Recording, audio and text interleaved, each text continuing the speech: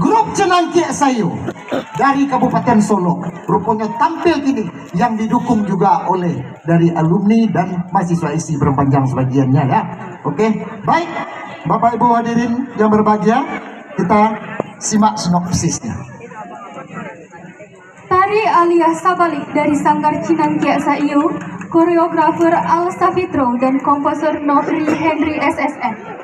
Tari ini berangkat dari sebuah tari tradisional adat Minangkabau yang berasal dari Nagari Sani, Kabupaten Solo, dan dikembangkan menjadi tari kreasi yang lebih atraktif. Hadirin yang berbahagia, kita saksikan tari alias Sabalik Cinangkia Sayu.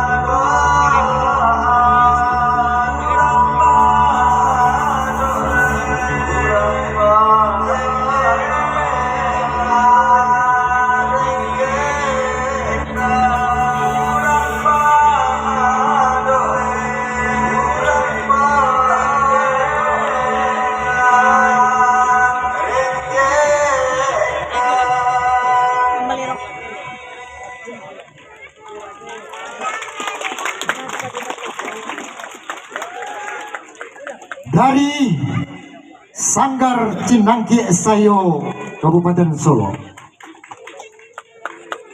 Luar biasa pada malam hari ini juga